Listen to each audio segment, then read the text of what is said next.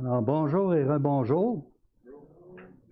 Et je ne l'ai pas fait au premier message, mais je veux remercier vraiment l'équipe de louange. Merci à chacun d'entre vous, même si vous le faites pour le Seigneur et de bon cœur. C'est apprécié et je pense que c'est important de le souligner entre nous quand vous mettez la main à la pâte, donc c'est apprécié. Comme j'ai dit lors du premier culte, Normand vous fait dire bonjour. J'ai eu l'occasion de parler, donc Normand et son épouse vous saluent. Ensuite, on a bien hâte d'être tout le monde réuni, mais il faut regarder au bon côté des choses. Merci Seigneur de ce qu'on peut être ici encore ce matin. Merci à notre choriste, à Liliana. OK? C'est pas facile de chanter seul en avant, puis donner le ton, puis de voir une salle dégarnie comme ça. Mais on le fait pour notre Dieu. Puis merci beaucoup. Merci pour la présidence. Puis merci pour ceux qui sont à la console. Merci pour les musiciens. C'est apprécié, c'est bon pour l'âme. Et c'est surtout parce que c'est une offrande qui monte vers le Seigneur. Et c'est pour la raison pour laquelle on fait toutes choses. Pour le ménage, pour les gens qui reçoivent. Quand on est à l'œuvre, on prend plaisir dans notre activité parce que c'est pour le Seigneur. Donc,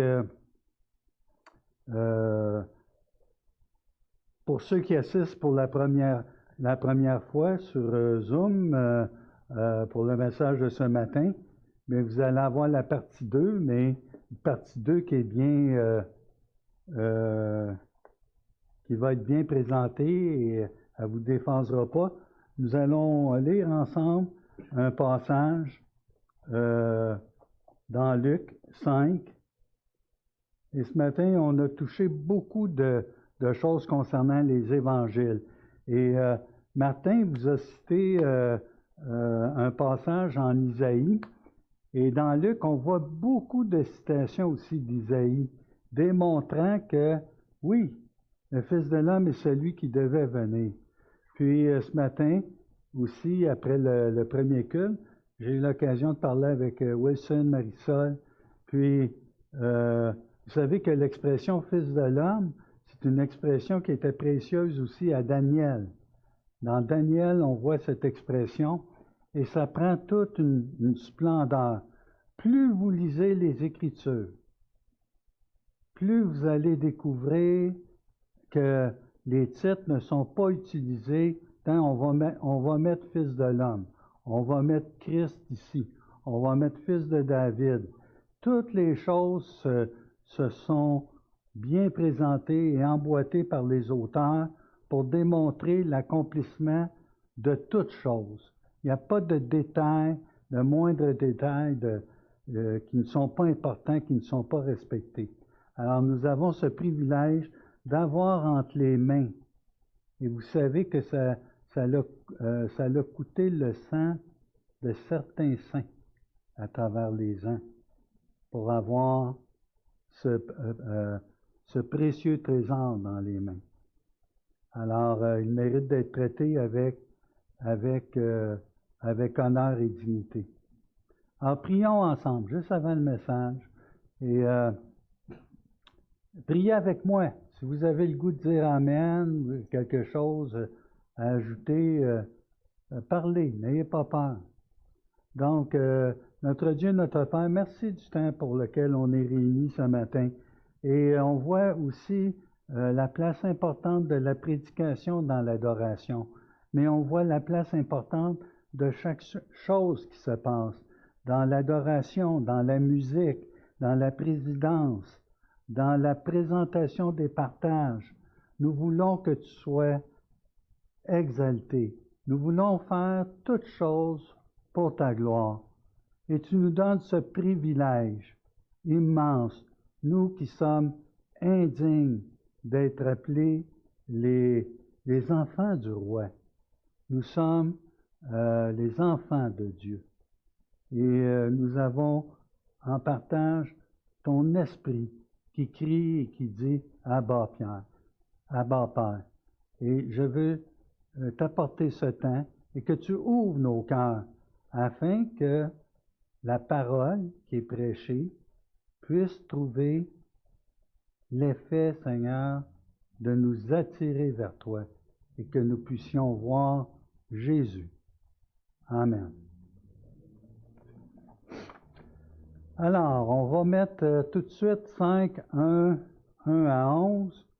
On va entrer rapidement dans le sujet.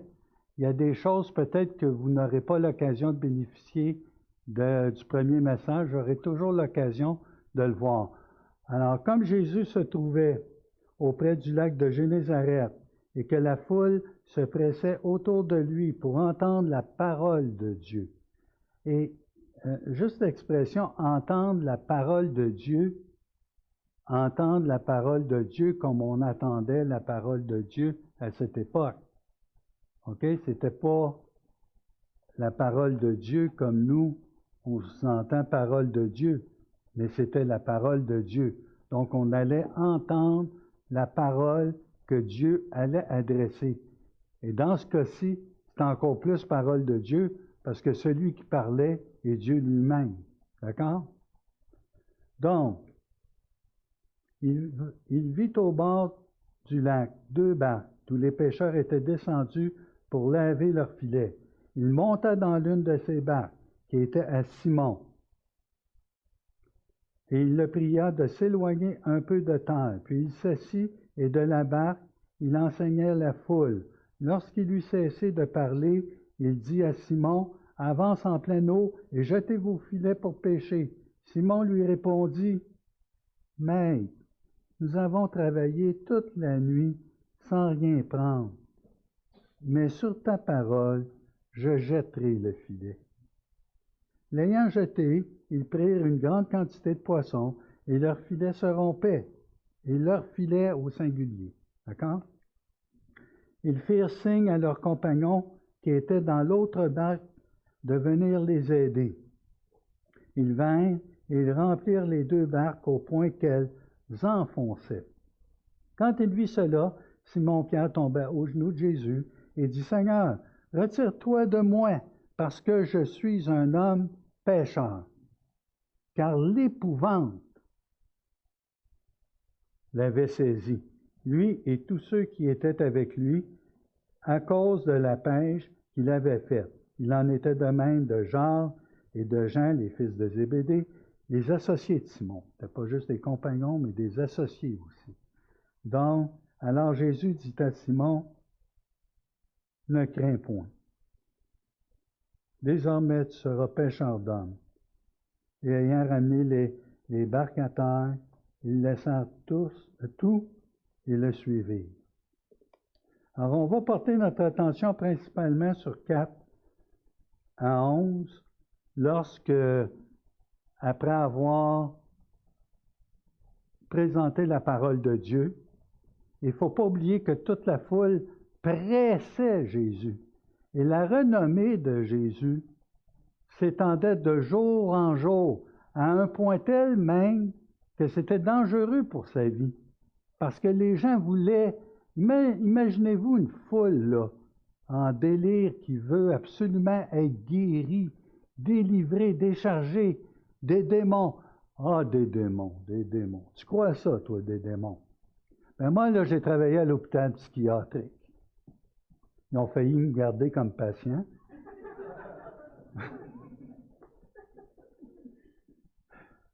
Mais j'ai travaillé à l'hôpital psychiatrique.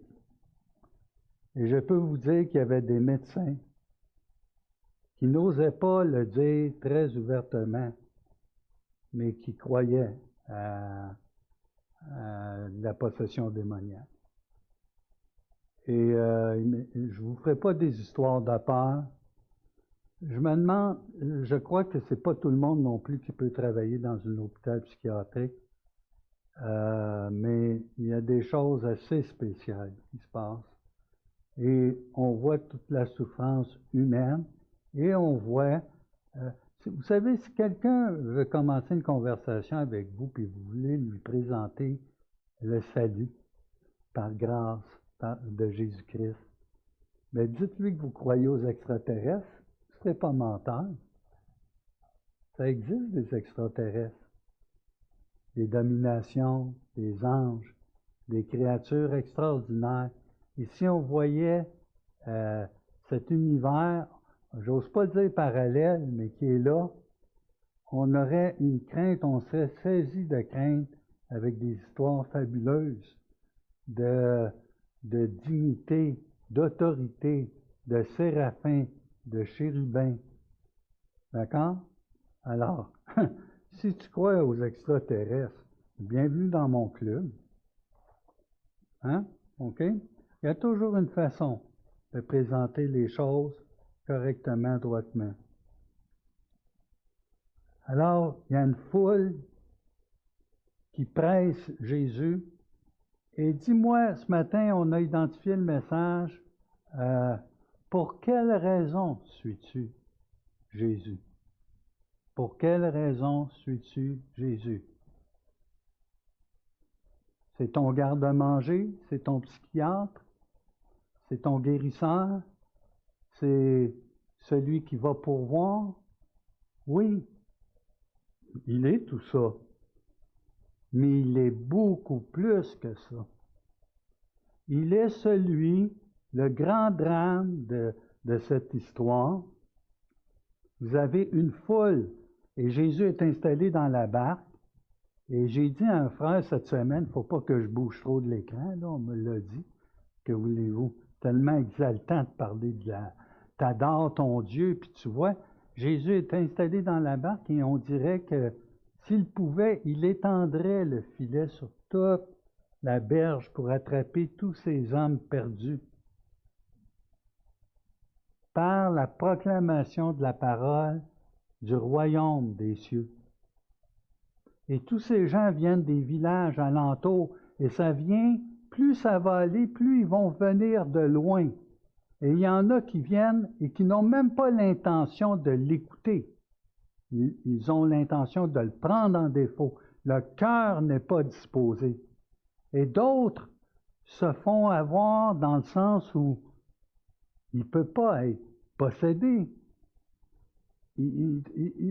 Aucun homme n'a parlé comme cet homme. Il n'est pas en train de citer des commentaires rabbiniques pour expliquer les Écritures. Il parle de ce qui lui appartient.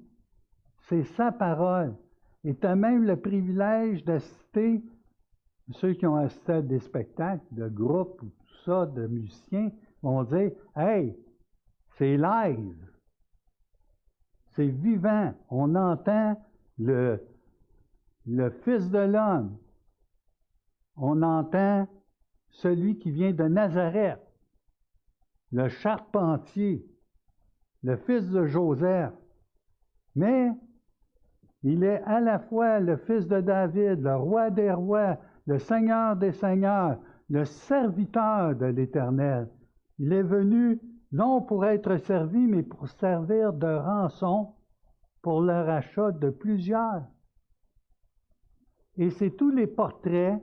Quand vous lisez les évangiles, sans refaire tout ce qui a été dit en premier, chacun des évangiles vous trace les facettes de Jésus. Si tu n'es pas impressionné par Jésus dans ta vie, là, puis tu es assis et tu as juste hâte que ça passe ce matin, bien, prends le temps de lire les évangiles. Puis si tu vois des choses qui sont contradictoires, viens m'en parler, on va avoir du plaisir. Puis va en parler à Alexandre. Il va dire, ils ont les mêmes réponses, c'est plat. OK?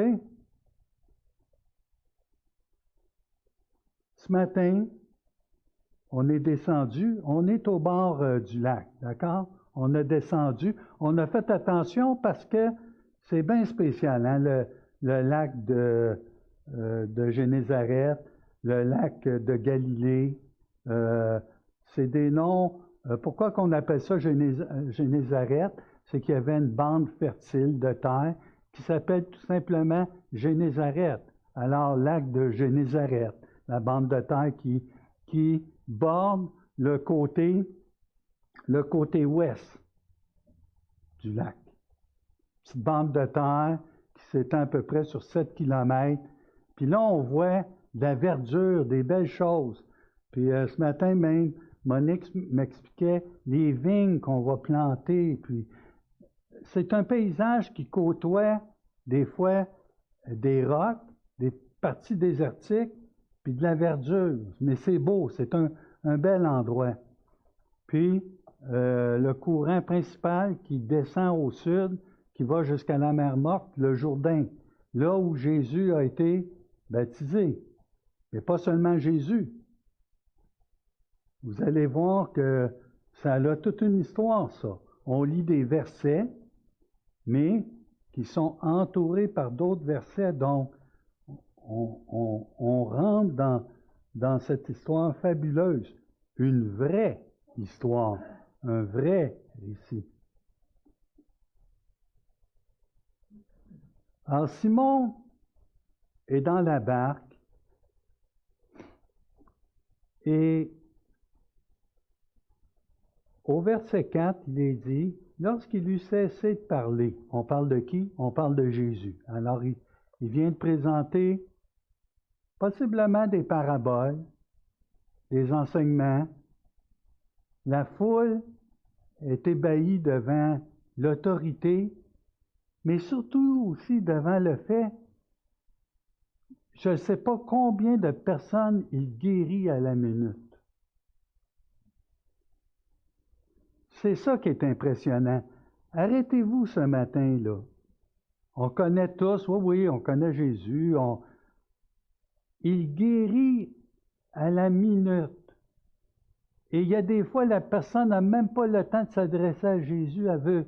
Vous savez, là, cette femme qui avait la perte de sang, puis qui voulait toucher à Jésus, puis que Jésus a senti une force. Alors, les gens se pressaient littéralement contre lui. C'était dangereux. Puis dans Marc, je lisais hier que Jésus va demander une barque plus petite que ces barques-là parce que vous allez voir que même ces pêcheurs-là vont abandonner leur métier. Ce matin, là, wow! Est-ce que Jésus m'appelle à quitter mon métier? Oh, ça va être difficile, hein, ce passage-là. Est-ce que je vais vous demander de quitter votre emploi? Donc, mais il y a des choses importantes qui se passent ici, ce matin. Donc, la foule se presse, la foule ne réalise pas à quel point elle a besoin d'un sauveur pour leur âme. Elle est plutôt concernée par ces besoins-là physiques, la nourriture, sa santé psychologique, sa situation économique, et Jésus répond même à ses besoins. Il est le pourvoyeur de toutes choses. Il fait briller le soleil sur les bons et les méchants. Mais il y a beaucoup plus que ça. Et l'homme a besoin d'être éclairé par le Saint-Esprit pour réaliser qu'il a besoin d'un sauveur. Sauver de quoi? L'être humain est le seul être qui, en naissant, est mort. Oh oui, vous avez bien entendu. Lorsque nous naissons, nous sommes morts. Pas mort en voulant dire que ça s'en vient, tu vas mourir. Mais mort parce que tu n'as que la vie physique et tu n'as pas la vie spirituelle. Alors, sans Dieu dans ta vie,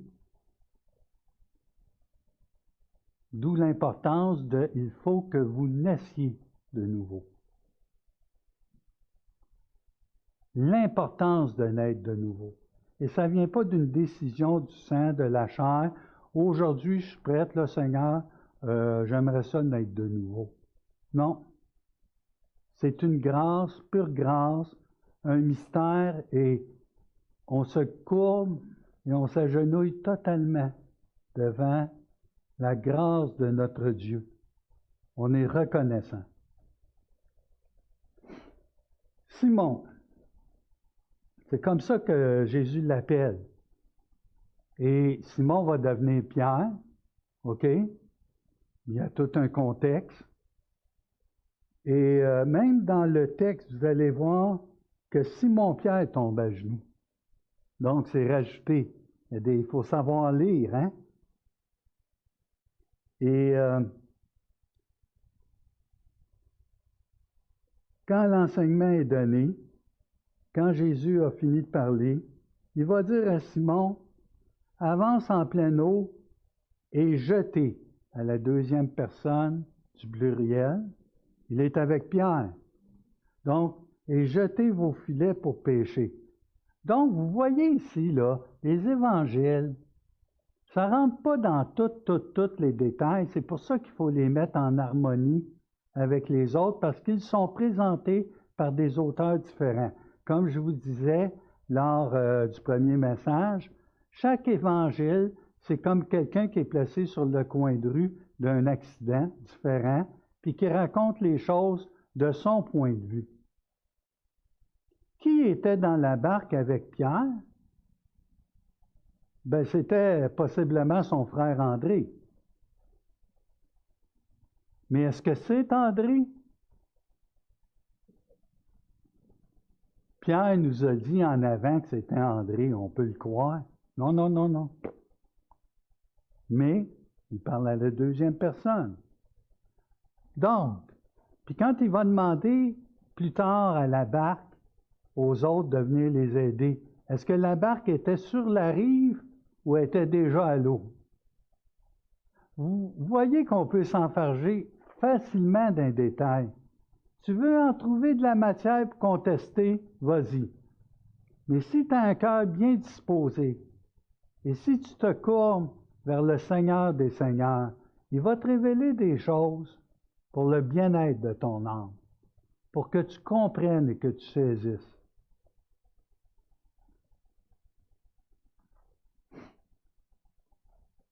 Simon lui répondit, « Maître, nous avons travaillé toute la nuit sans rien prendre, mais sur ta parole, je jetterai le filet. » L'ayant jeté, ils prirent une grande quantité de poissons et leur filet se rompait. Ils firent signe à leurs compagnons qui étaient dans l'autre barque de venir les aider. Ils vinrent et ils remplirent les deux barques au point qu'elles enfonçaient. Je lirai plus tard. Parler pour parler, là. Si vous n'avez pas lu avant, si vous ne connaissez pas un peu les évangiles, si vous ne lisez pas un peu après, bien, quand Jean-Baptiste, à un moment donné, s'écrit dans le Jourdain, peu de temps après avoir baptisé Jésus, il dit, « Voici l'agneau de Dieu qui enlève les péchés du monde. » Vous vous rappelez de ça? OK? Et là, il y a deux des disciples de Jean qui vont suivre Jésus. Pouvez-vous me dire lesquels?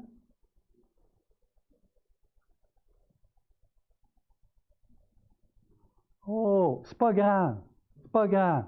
Mais si vous allez voir une histoire qui a déjà commencé, là. OK? C'est pas d'hier là, que Pierre, ça montre des hommes qui recherchaient. Vous savez, quand tu vas voir Jean-Baptiste qui annonce un message de repentance, qui prépare le chemin du roi, hein? OK? Du Fils de l'homme. Puis là, pour aplanir, afin que le message soit bien reçu, donc on voit des hommes qui sont en quête de quoi? Ils cherchent. On voit que c'est pas arrivé comme ça, on compte une belle histoire. Il y a une suite dans les événements. Il y a même un Nathanaël qui appelle, ou le contraire, je les mélange tout le temps, Philippe qui appelle Nathanaël, ou Nathanaël qui appelle Philippe, puis l'autre est caché en dessous d'un figuier. Est-ce que vous savez c'est quoi un figuier? C'est un arbre, là, qui descend très bas. Puis quand tu veux te cacher, c'est une bonne place. Puis quand quelqu'un t'a vu à distance, sans même avoir cherché, que c'est ça, comment ça se fait qu'il m'a vu? C'est mon figuier, c'est celui que je choisis pour aller me cacher. Puis il m'a vu là, puis là, cette personne reconnaît que celui qui lui a dit ça n'est pas ordinaire. Il est extraordinaire. Ben, il dit pour ça, il dit, oui, tu vas avoir des choses encore plus extraordinaires, tu vas avoir des anges descendre. Il y a une histoire. Puis il va même lui dire, hey, peux-tu,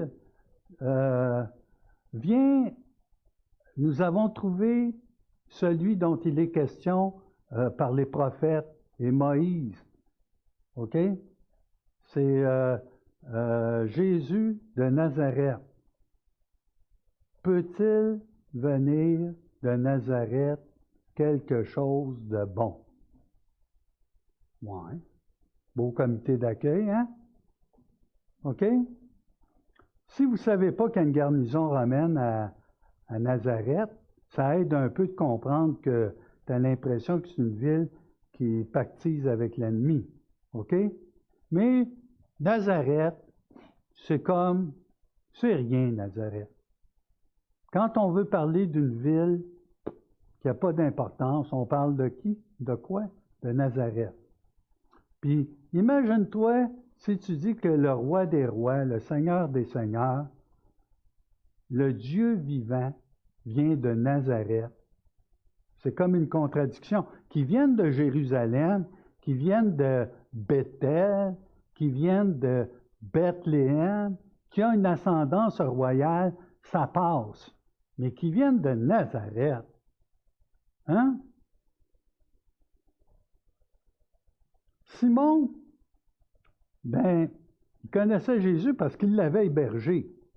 La maison de Simon va devenir, j'aime pas le terme, mais le quartier général durant la période de Galilée.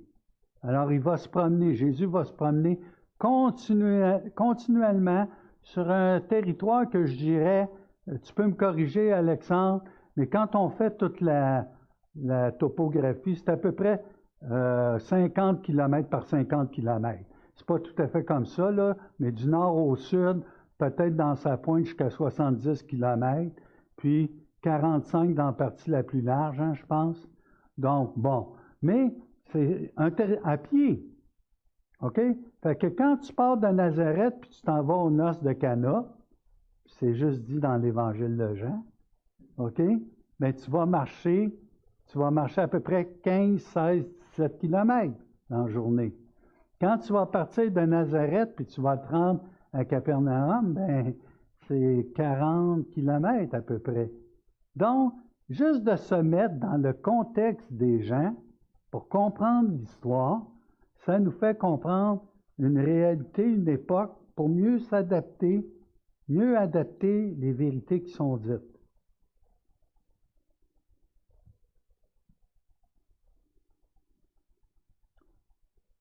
Pensez-vous que ça leur tentait d'étendre le filet?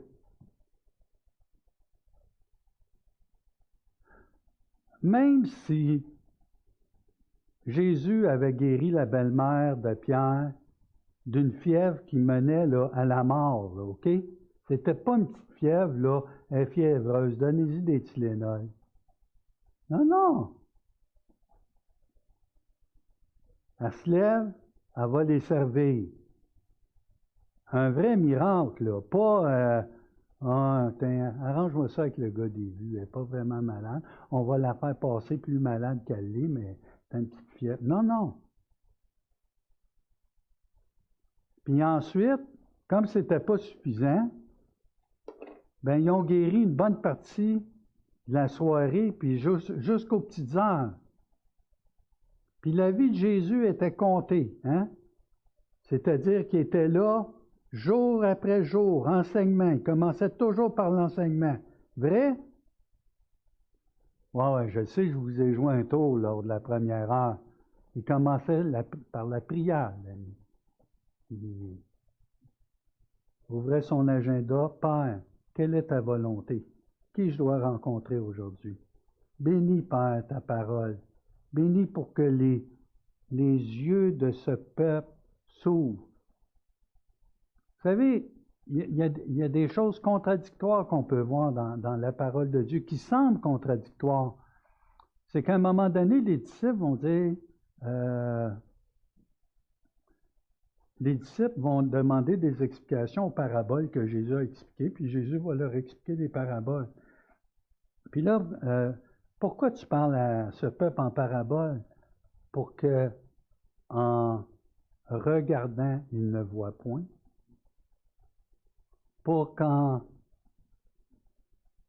écoutant, ils ne comprennent point. Ouais, mais là, coudonc, il me semble que moi, là, j'aurais voulu que les gens se convertissent en grand nombre. Puis là, ça ne rentre pas avec notre compréhension des choses, nos préconçus. Et on est habitué. Et là, il faut rentrer dans ce que Dieu est en train de nous enseigner. Pourquoi il agit comme ça avec ce peuple? Et pourquoi il a donné à certains d'accepter la lumière et à d'autres de rester totalement dans les ténèbres? Honnêtement, là, si on réfléchit à ça, il y a de quoi rester, hein? Comment moi, qui suis assis ce matin, moi debout, comment je peux dire, Seigneur, tu m'as sauvé, mais en quoi suis-je plus digne d'avoir été reçu, d'avoir compris?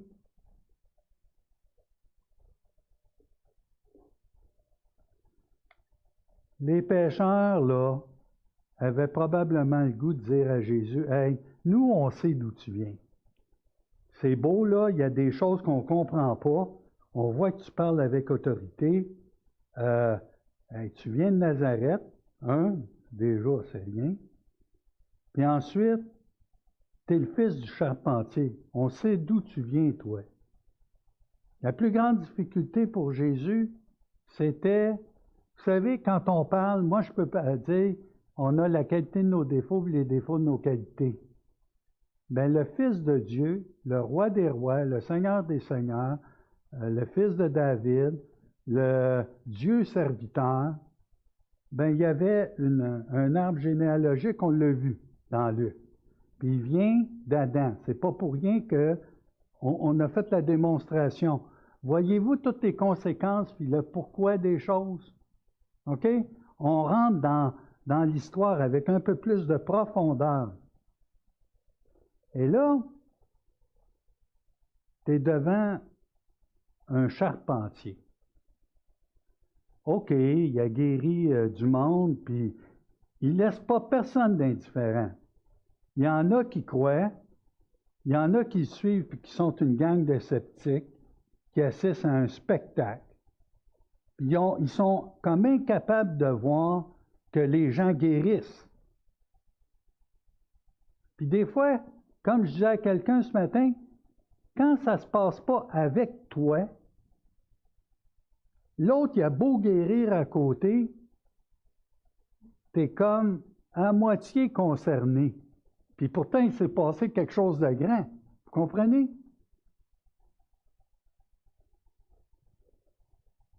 Savez-vous ce que j'ai le goût de dire? Seigneur, ouvre nos cœurs. On est misérables sans la grâce que Dieu nous fait de pouvoir voir. On a l'incapacité humaine de voir la misère humaine si on n'est pas touché par le Saint-Esprit qui ouvre les cœurs afin qu'on voit l'évidence, ce qui nous semble évident et qui n'est pas évident pour les gens du dehors. Alors Pierre, pour être poli, puis les autres, ils devaient maugréer un peu. On ne l'entend pas. Mais rentrez dans votre imaginaire. Hey, c'est pas un charpentier qui va venir nous montrer comment pêcher. Ça fait des années. Moi, j'ai appris ça, là. J'étais tellement petit là, que mes cheveux sentaient les pieds.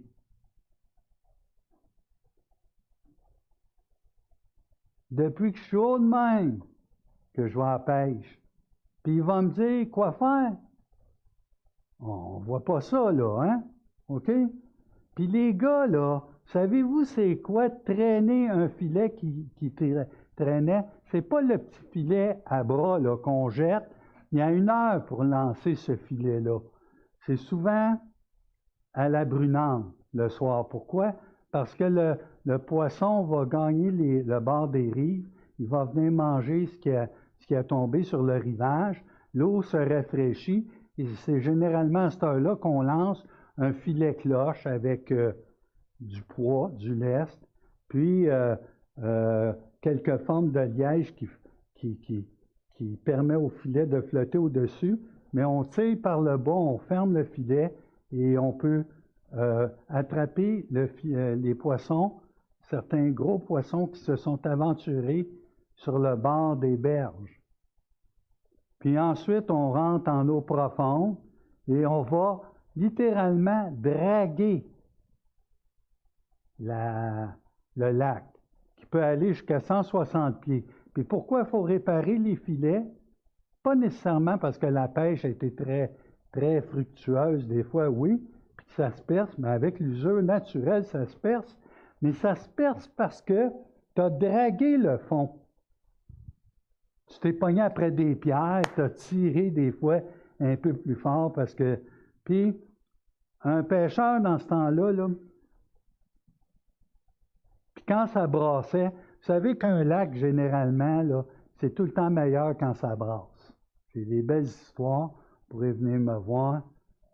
J'ai fait des méchantes pêches quand ça brassait.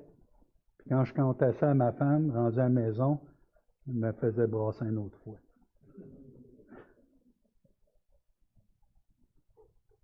Quand un lac est mauvais, généralement, c'est bon.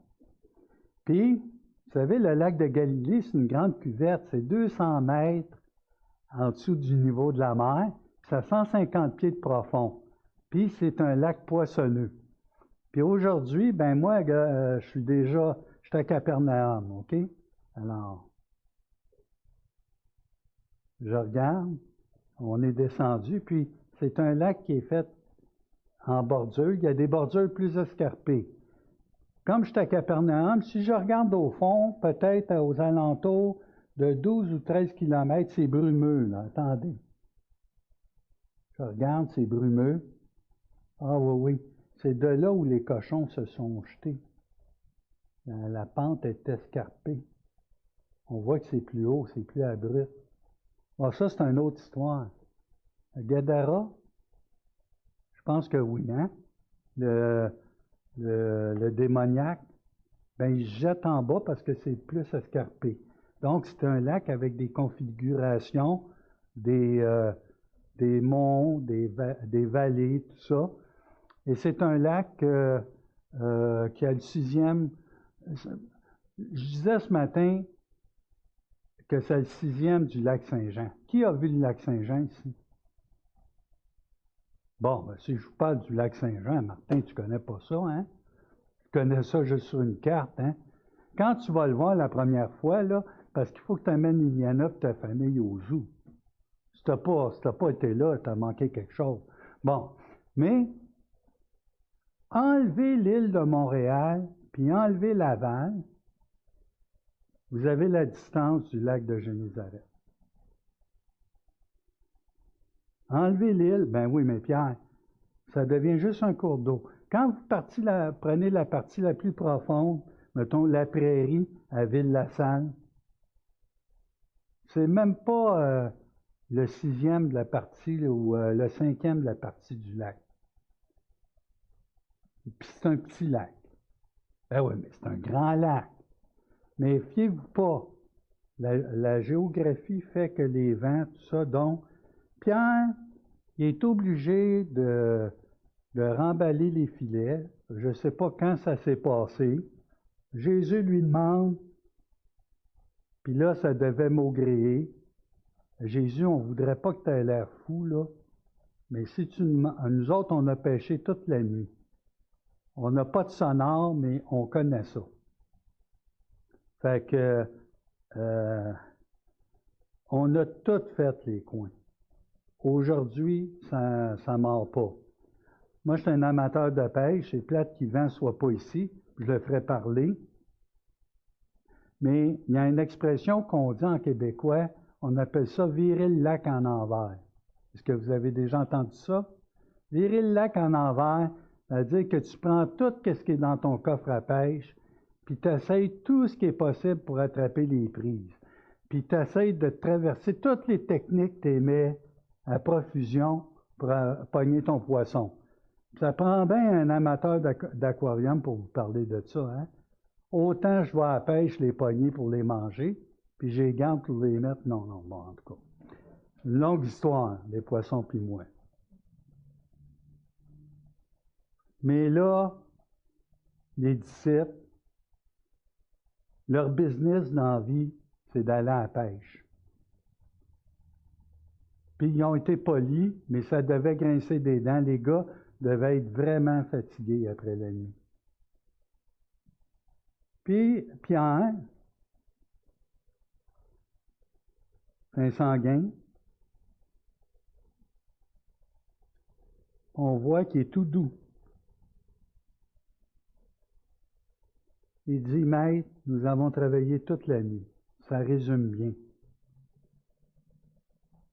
Sans rien prendre, mais sur ta parole, je jetterai le filet. Alors on voit tout le background que Pierre n'en est pas à son premier contact avec Jésus. Mais là, il va avoir un contact. Prenez le temps de bien regarder avec moi la beauté de ce passage.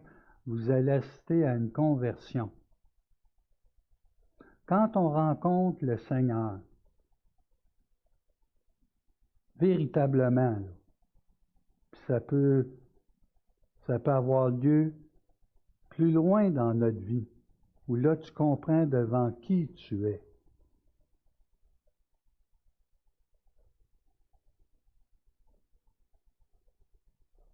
Nous avons travaillé toute la nuit sans rien prendre, mais sur ta parole je jetterai le filet. L'ayant jeté.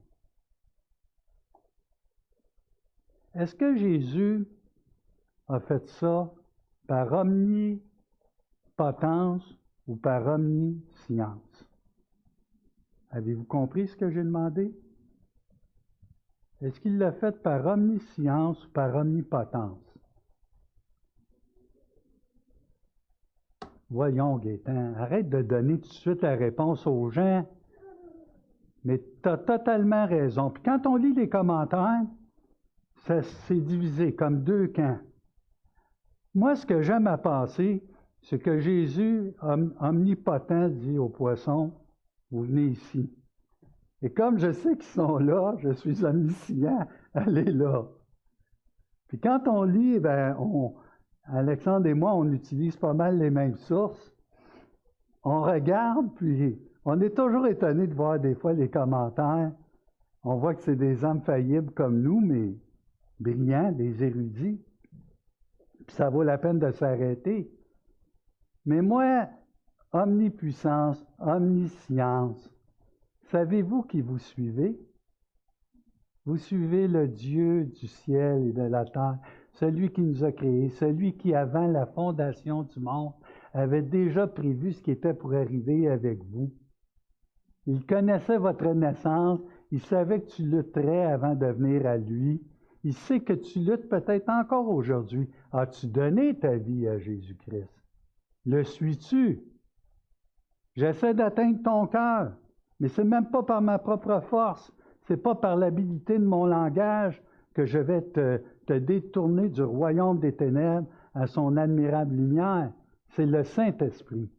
Et quand le Saint-Esprit rouvre un cœur, le cœur d'une personne, oups! Qu'est-ce qui s'est passé là?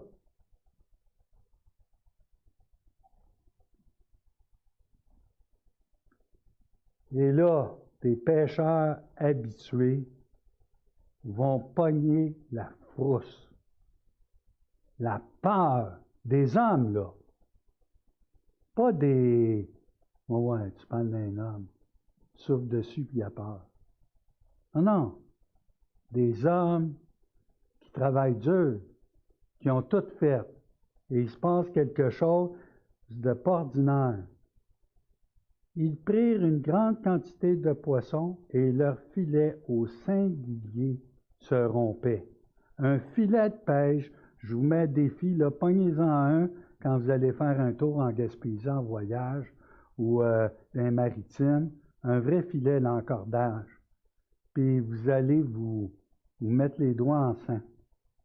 C'est fait pour résister aux pierres, puis c'est un filet qui faisait probablement 300 pieds, celui-là, parce qu'il y a différents filets, puis il faisait peut-être 8 pieds de hauteur.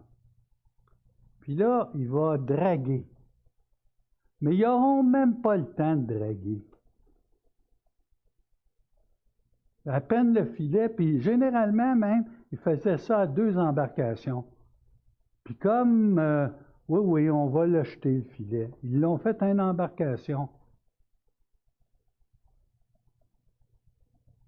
Ils firent signe à leurs compagnons qui étaient dans l'autre barque de venir les aider. Donc, il y avait Jésus, il y avait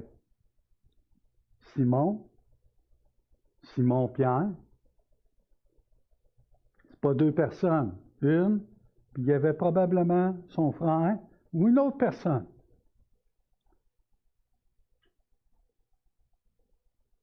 Ils vinrent et ils remplirent les 2 barques.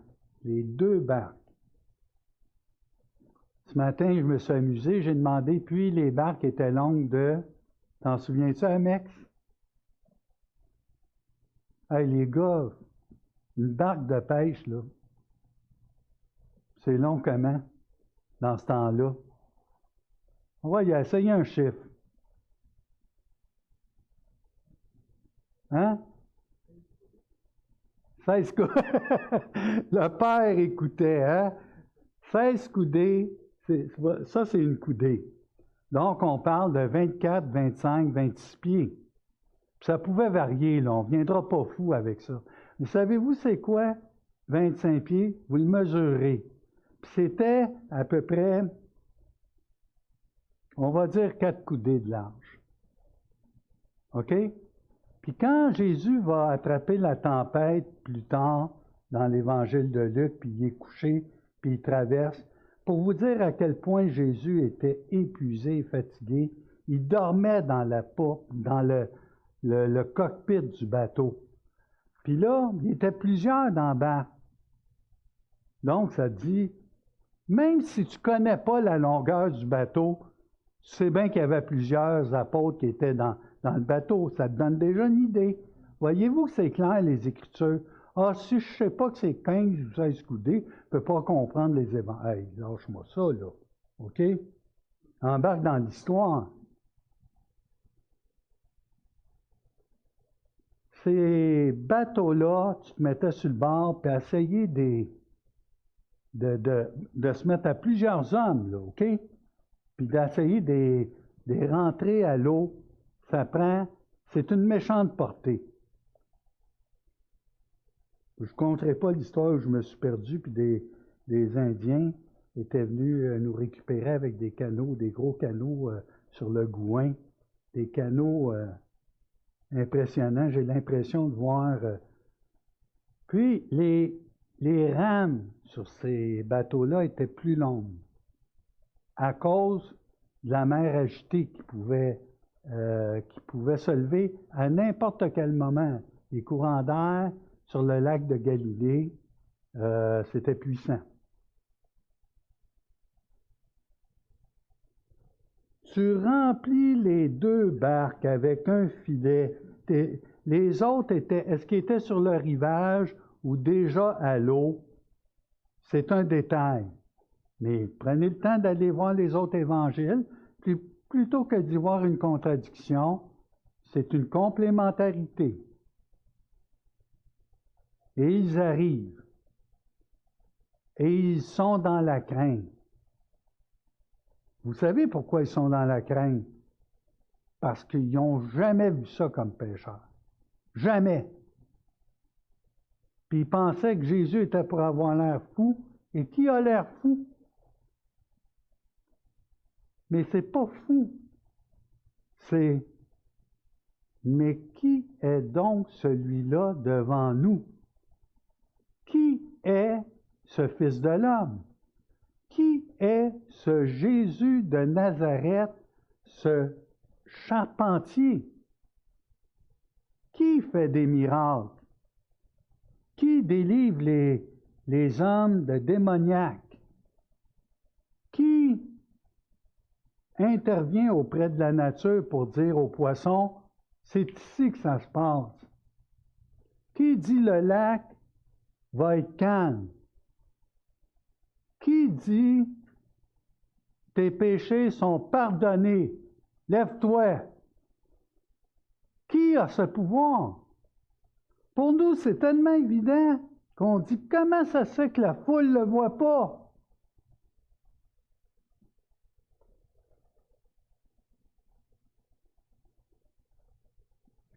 Les deux barques enfonçaient. Quand il vit cela, Simon-Pierre tomba aux genoux de Jésus et dit, Seigneur, retire-toi de moi parce que je suis un homme pécheur. Bon, tu vois bien, c'est arrangé. Les deux barques étaient pleines, là, puis il était en train d'enfoncer, puis il se trouve encore de la place pour se mettre à genoux. Tu es là-dedans, toi. Ben, il est tombé à genoux d'un poisson. Il a eu tellement peur que bang, il est tombé. La vie n'existait plus parce qu'il avait compris quelque chose de tellement... Comme Zacharie, quand l'ange est apparu. Ah, ben, c'est le fun, j'ai vu un ange, puis... Non, non! La frayeur, la crainte. Puis là, l'intermédiaire, l'envoyé. Et Jésus lui-même est obligé de dire, ne crains point. J'ai quelque chose de meilleur pour toi. Tu ne mourras pas parce que tu as vu la gloire de Dieu. Je vais t'appeler à être pêcheur d'hommes. Hein? Moi, souillé. Puis, tu vois bien que l'histoire n'a pas d'allure. Il demande au Seigneur de fuir. Ben oui, il va demander au Seigneur, jette-toi à l'eau, là, je t'indigne. Hey! Il y a des fois, on lit des commentaires, puis on se dit, bon, OK. C'est une parole totalement humaine. Pierre, il ne savait plus quoi dire, quoi faire. Mais ce que Pierre réalisait, et pourquoi on met plus l'emphase sur Simon, sur Pierre? Bien, il y a quand même les autres à côté qui ont vu et qui ont eu la même frayeur. La même frayeur, ils comprenaient. Tu n'avais pas besoin de faire un dessin. Leur rencontre avec Dieu avait produit cet effet d'indignité. Je suis un homme imparfait. Je suis un homme qui mérite la mort. Je suis un homme qui est impur.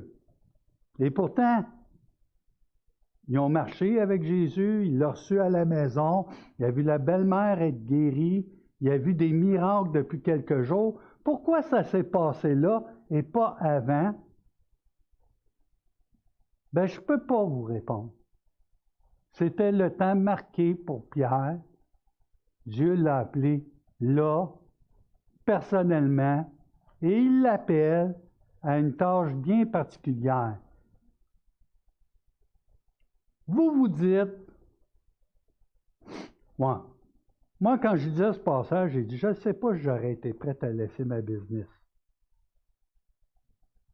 Avez-vous remarqué, les couteaux ne se sont pas sortis, ils n'ont pas commencé à faire des filets, ils n'ont pas fait comme la foule en voulant dire, « Hey, Seigneur Jésus, on pourrait partir un plan d'affaires avec toi.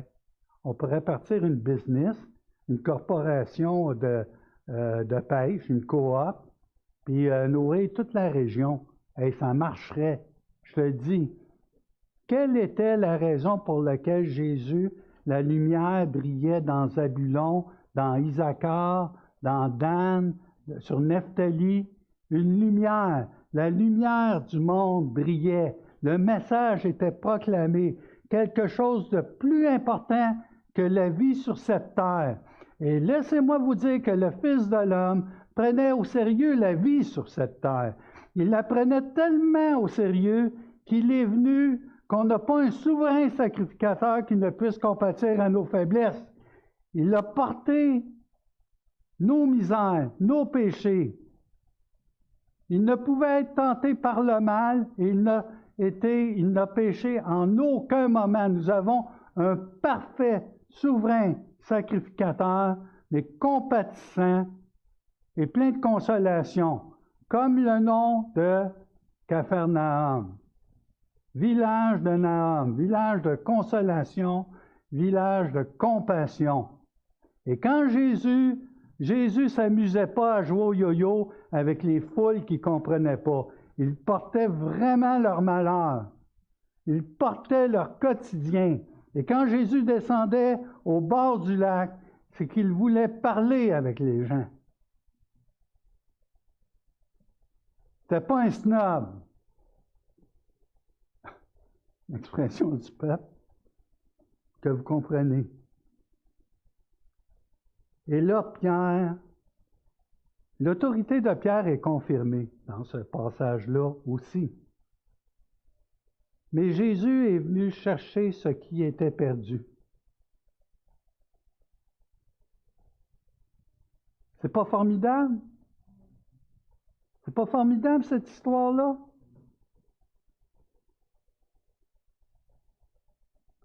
Ben oui, il y a d'autres personnes qui ont pris ces versets-là pour élever Pierre au rôle de papauté par la suite, puis oubliez ça, là. Pierre, c'était un leader pécheur, comme Paul, Donc, Dieu prend des hommes comme nous, comme vous. Il les appelle. On n'est pas tous appelés à être apôtres.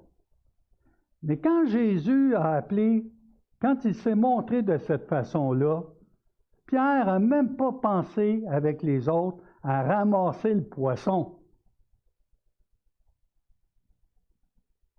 Il n'y a pas eu besoin de dessin. Puis des fois, on peut trouver ça dur. Suis-moi. Il me semble que c'était bien facile. C'était bien facile pour celui qui ne lit pas intensément ces versets-là. Quand tu lis, là, tu sais que tu as affaire. Écoute, Jésus rentre par la porte en avant. Tu finis par découvrir que c'est Jésus. Ben, tu ne restes pas sur la chaise comme ça. Puis, ici, là, je descends à 4 pattes, puis j'y demande de monter. Vous comprenez? Il a été saisi.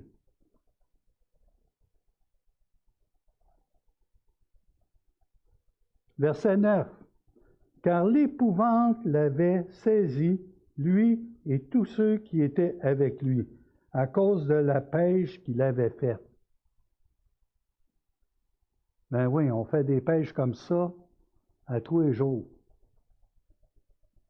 Là, je n'ai pas le temps, mais je vous conterai une histoire de pêche que j'ai vécue.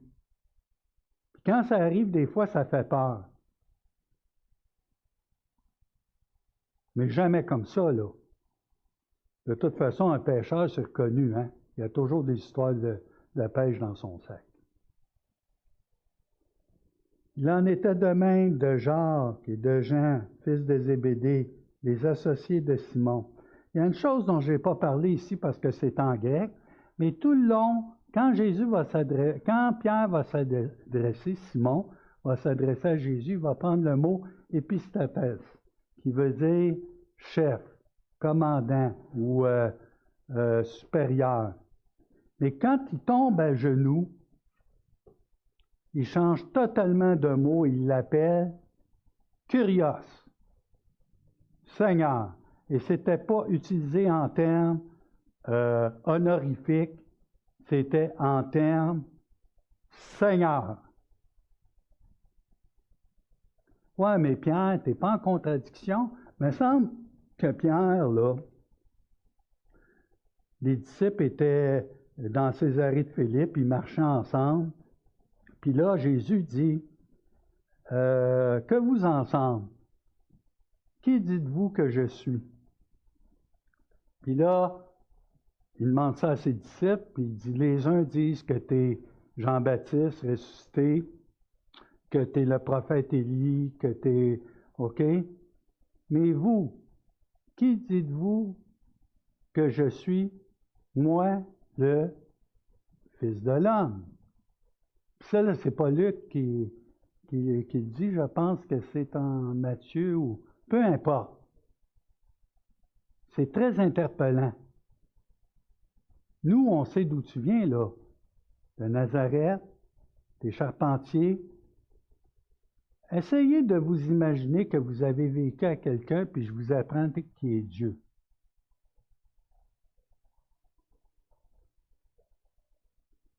Laissez aller votre imaginaire, là.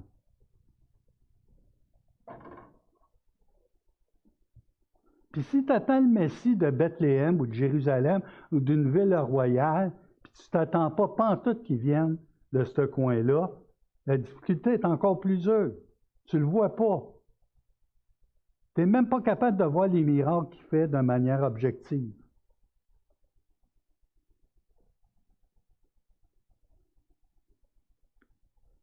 Alors Jésus dit à Simon, puis vous savez, toute cette gang-là, oui, c'est des amis, mais c'est des associés. Alors Jésus dit à Simon, ne crains point, désormais, ou une autre façon, à partir de maintenant là, pas va avertir ta femme, les enfants, qui va prendre soin de la maison? Si Dieu t'appelle, qui va prendre soin de la maison? Dieu. Est-ce que tu crois? OK. Vous me rappellerez quand il va vous appeler. OK?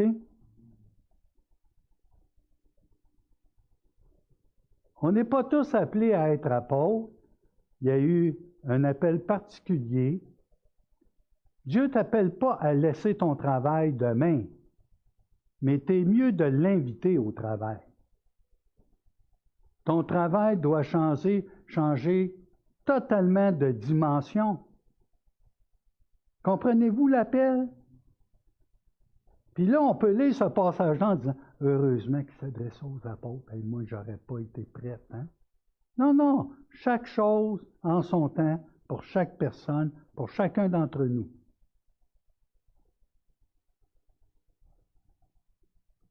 À partir de maintenant, tu seras appelé, tu seras pêcheur d'hommes.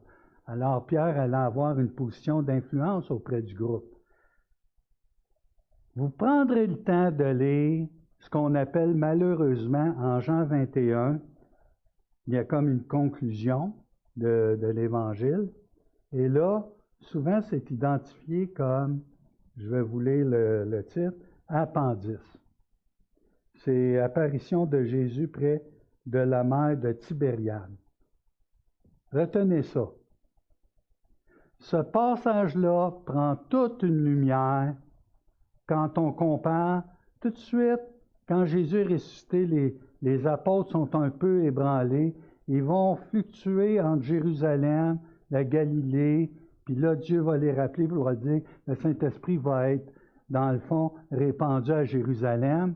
Mais il y a une sœur, je pense que c'est Christiane, pour ne pas la nommer, OK, qui m'a dit, comment ça se fait que le doute est là des fois dans les gens? Fait que, imaginez-vous, là, eux étaient retournés à quoi? Qu'est-ce que ces gars-là savaient faire avant que Jésus vienne? Pêcher. Alors, ils sont retournés au lac, puis là, il est en train de pêcher. Dieu a le sens de l'humour, hein? Ils n'ont rien pogné. Ça vous fait penser à quelque chose? Puis là, Jésus est obligé, dans le fond, Jésus a besoin de reconfirmer, de consoler, d'agir avec compassion auprès de qui? Pensez. De Pierre qui se croit totalement indigne et rejeté d'avoir abandonné le Messie. Là, vous pouvez lire cette histoire, mais avec des yeux mais totalement différents. Puis là, c'est comme si Jésus il dit, « Paix, mes brebis, paix. » Puis là, Pierre a de la peine. « Seigneur, tu sais que je t'aime. Paix. » Ne crains point, ne crains point. Je ne te rejette pas. Est-ce que ça fait du bien à votre âme? Avez-vous entendu la console des techniciens? Il faut que ça fasse du bien à votre âme.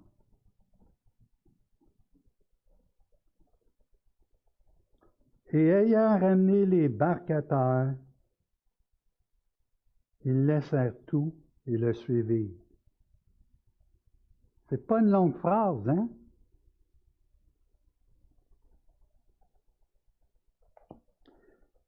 Si j'avais le don de guérison, puis je ramènerais Jackie à une vue complète,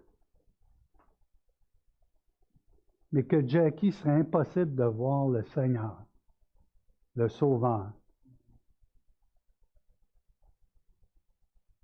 La question se pose même, j'ai même pas eu le temps de poser la question, elle est là.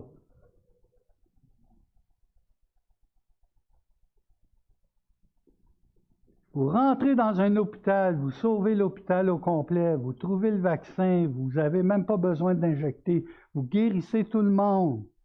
Mais tout ce monde s'en va à la perdition.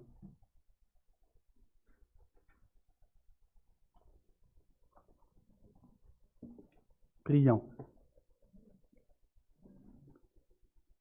Notre Dieu, notre Père, on pourrait parler de toi à profusion devant cette grande bonté, cette générosité, la profondeur de ta parole. Donne-nous un cœur qui désire te connaître non pas en connaissance, mais en relation intime. Donne-nous de vouloir venir à toi, même quand on se sent moche, ou on croit qu'on t'a abandonné, ou qu'on n'est pas digne de ta grâce toute suffisante. Notre Dieu, on peut se poser toutes sortes de questions pour savoir comment tant de monde ne voit pas. Est-ce que tu t'en occupes? Notre Dieu, tu as créé les cieux, la terre, la couleur du ciel, le vert des arbres, la beauté des choses. Et tu aurais fait ça sans nous aimer? Sans intention? Et nous avons, oui, une certaine liberté qui est parfois difficile à comprendre puisque nous sommes élus depuis la fondation du monde. Et avant, notre Dieu, que tu sois adoré ce matin. Nous nous courbons devant toi et merci d'ouvrir notre cœur devant cette réalité. Et pour ceux, je te prie pour ceux qui vivent de durs moments dans notre Église et qui sont peut-être empêchés de voir. Je te prie d'ouvrir leur cœur pour montrer la profondeur de ta grâce, de ton amour, de ta consolation et de ta compassion. Père, par le nom tout-puissant de Jésus, Christ de Nazareth, et par ton Esprit Saint. Amen.